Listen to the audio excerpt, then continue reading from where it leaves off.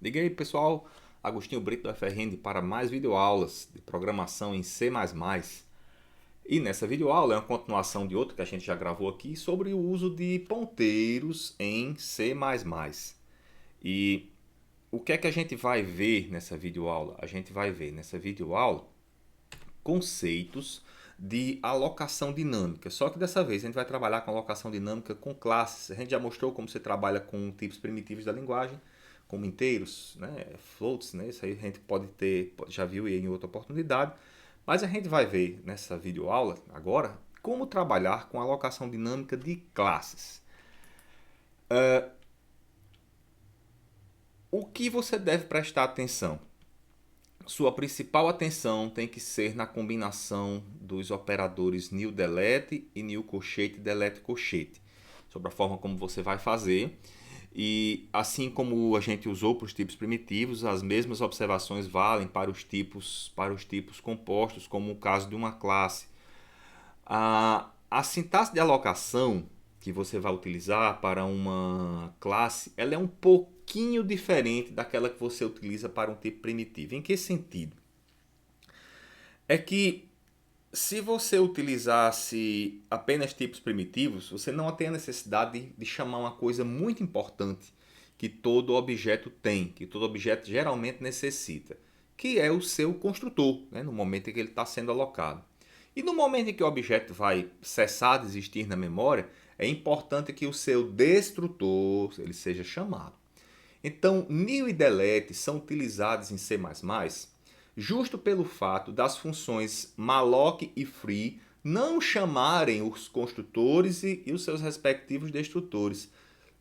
E o seu respectivo destrutor, né? Só existe um destrutor. Portanto, você pode até fazer a alocação dinâmica dessas estruturas usando malloc. Pode, só que você não vai ter o construtor nem o destrutor chamado no momento oportuno. Portanto, como fazer isso utilizando esses processos de alocação dinâmica em C++ com os operadores new e delete e new colchete, delete colchete? Basicamente você tem, né, a execução de uma classe, né, a definição de uma classe, e nessa definição de classe que você tenha, né, independente da classe que você disponibilize, você pode ter um ou mais construtores que você quer escolher chamar. Então, aqui, por exemplo, nessa minha classe eu tenho dois construtores diferentes, um construtor padrão e um construtor com alguns argumentos, no caso dois argumentos aqui que eu estou chamando, e três ponteirinhos, né? O ponteiro V1, V2 e V3, todos eles apontando para a classe Vetor2D. E aqui estão os processos de alocação desses três elementos que foram guardados nesses três ponteiros, V1, V2 e V3.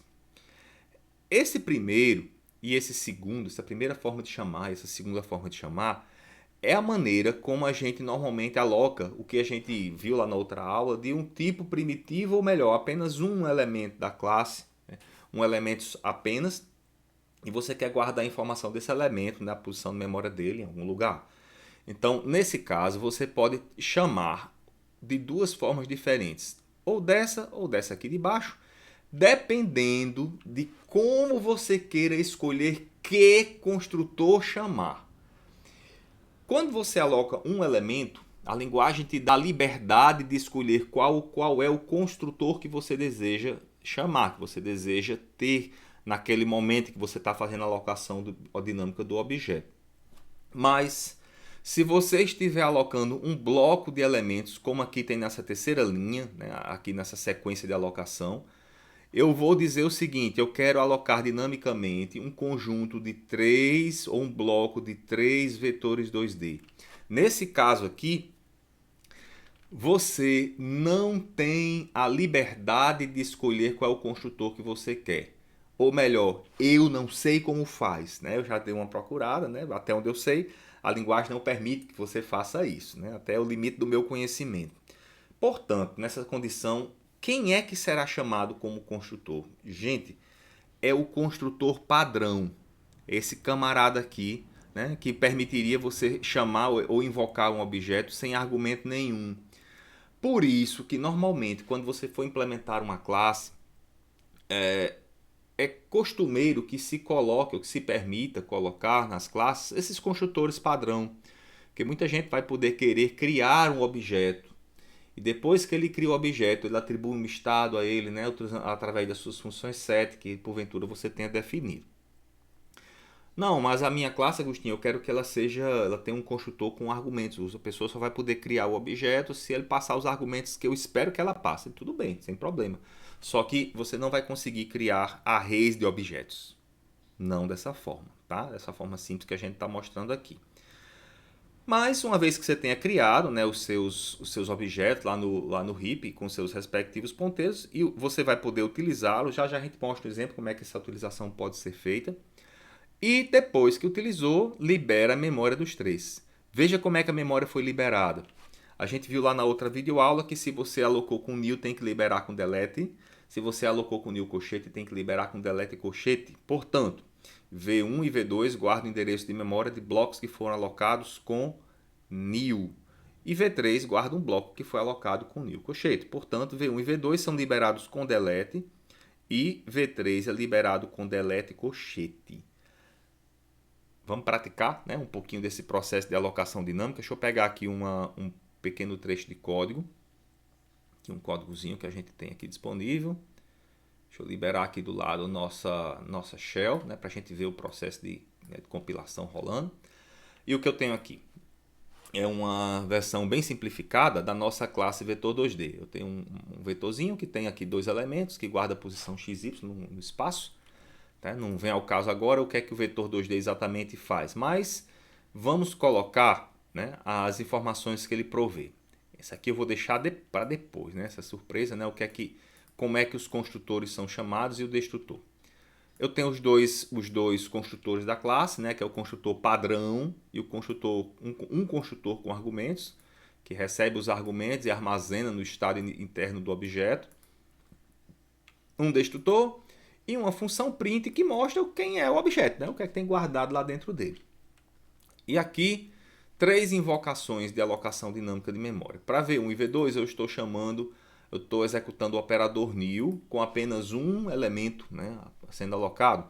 E no V3 estou alocando 5 elementos. Vamos ver o que acontece quando a gente executa esse programa. Depois a gente comenta aqui o restinho. G++. Aloca vetor.cpp -o aloca vetor. Nenhum erro, não passei vergonha. Aloca vetor. Ahá, aqui está. V1 setinha print. V1 setinha print vai permitir que eu execute o método print do objeto apontado por V1. Como V1 é ponteiro, eu não posso usar o ponto. Não posso usar o ponto aqui. Posso usar a setinha. V2 também. Mas V3 é um ponteiro? É. Mas quando eu faço essa indexação aqui, essa indexação me leva para o conteúdo do segundo elemento do array.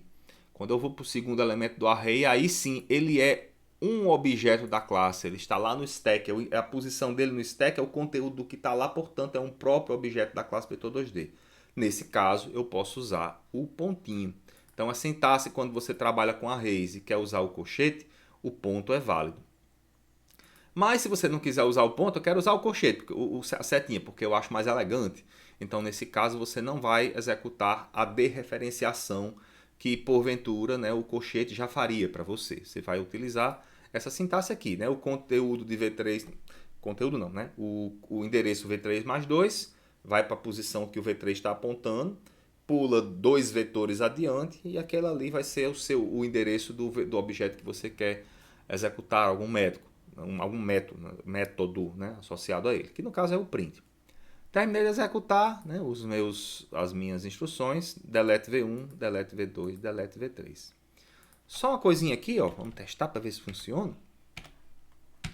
V10.print. Deixa eu salvar, compilar e executar. Funciona também.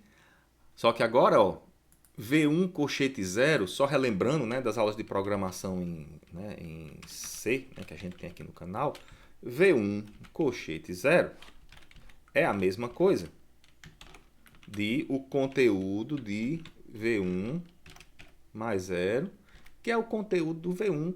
E o que é que tem lá no local onde o V1, do endereço que o V1 está guardando, né? O que é que tem dentro do objeto do ponteiro V1? Tem o local onde o objeto está. E o conteúdo dele é o próprio objeto. Por isso que isso aqui funciona. Então essa construção, né, ela é válida também, só que não é tão prático assim. A setinha é mais prática. E tem uma coisa interessante da maior parte das IDEs, né? Essa ideia aqui é o VS Code, é uma ideia fabulosa de usar. E quando ele detecta, a ideia detecta que o objeto que está à esquerda é um tipo ponteiro, o que acontece quando eu coloco o ponto? Vou digitar só um ponto aqui no meu teclado. E coloco o método, ele substitui o pontinho pela setinha para simbolizar que eu tenho aqui um ponteiro, né, do lado esquerdo da expressão. E isso é muito conveniente, é muito cômodo. Portanto, você pode, se você gosta de usar o pontinho para trabalhar, pode usar o ponto que normalmente as ideias fazem essa substituição. O código funciona, que é uma maravilha. Vamos fazer um teste aqui, né? Nós vimos lá em outra videoaula que às vezes você alocar um bloco de memória com o nil e liberar com delete colchete pode dar problema, ou vice-versa. Vamos ver o que acontece aqui. Ó. Veja só, na minha compilação não houve erro algum. Não houve erro algum, na execução também não houve. Vamos tirar aqui esse colchete. Eu vou colocar só delete. Eu sei que eu preciso liberar com delete colchete. A especificação C++ me obriga a isso. Né? Me relembra que esse processo deve ser feito. Eu vou compilar. Nenhum tipo de verificação é feita. Ou melhor, as verificações são feitas, mas não foi encontrado erro algum. Por que não foi encontrado erro algum? Poxa, eu não tinha alocado aqui um vetor? Como é que o compilador não me mostrou isso? O compilador nessa linha ele vai verificar se o que está do lado direito é um ponteiro. E como você está mandando dar um delete no ponteiro, essa operação é sintaticamente correta. Agora vamos ver o que acontece se você tentar liberar. Olha aí o perigo. Olha aqui o perigo, é aqui que mora o perigo. O que aconteceu? Uma falha de segmentação. Essas falhas de segmentação ocorrem quando algum problema na organização da memória virtual acontece. No caso, o que é que deve ter acontecido? Né? Você tentou fazer uma liberação de memória de um bloco e, porventura, o compilador implementou internamente na sua estrutura um processo de liberação de memória onde o delete, né, pegava o endereço do ponteiro e executava as instruções que faziam a liberação do bloco que está lá, assumindo que você tem apenas um elemento. Mas o que você tem às vezes não é só o elemento em si que está guardado lá no teu heap. Junto do elemento, né, na representação dele, pode ter mais informação além do próprio dado que ele guarda. Pode ter informação ali dentro sobre qual é a quantidade de elementos que você está liberando, como é que esses caras estão guardadinhos e organizados. Portanto, como eu não fiz a chamada correta, tá aí o perigo que aconteceu, tá aqui a falha, né? E você perceba, não houve erro de compilação. Às vezes o erro é em runtime, é no tempo de execução. No outro exemplo que nós compilamos e executamos, né, na outra videoaula que tratava de alocação de tipos primitivos, nada de errado aconteceu. O programa rolou normalmente, mas aqui aconteceu essa falha. Para quê? Que a gente mostrou isso? Para descrever ou mostrar que esses processos de alocação eles têm que ser feitos com muito cuidado. Faça a combinação correta. Não troque o nil pelo nil colchete ou o delete pelo delete colchete sem fazer as combinações um a um, porque pode dar problema, tá bom? Então fechamos por aqui, né? Essa aqui foi uma ideia geral, né, de como trabalhar com ponteiros usando classes. Esses conceitos que a gente mostrou são simplórios, né? Eles são bem simples e mostra essas informações aí pra gente de como trabalhar. Ah, mas esqueci de uma coisa. Como é que os construtores e destrutores eles são chamados, né? Faltou esse pedacinho. Vamos tirar esses comentários aqui para a gente ver os processos de execução dos construtores e destrutor da classe. Faltou só esse trechinho. Deixa eu compilar. Aloca vetor. Agora foi, ó. Vamos ver quais foram os construtores que foram invocados. Primeiramente, apareceu essa mensagem aqui, construtor default. Os construtores claros eles já tinham sido invocados, só que como eu não tinha mostrado as mensagens na saída, a gente não vê essa interação aqui na saída padrão para entender ou perceber o momento em que eles são chamados. O primeiro chamado foi esse construtor default aqui. Por quê? Porque a alocação dinâmica foi a referente a essa linha. Como eu não passei argumentos para o processo de alocação, na construção do objeto, ele chama o construtor default. O segundo não. Ele chamou um construtor com argumentos. Foi essa chamada desse cara daqui, né, que foi invocado.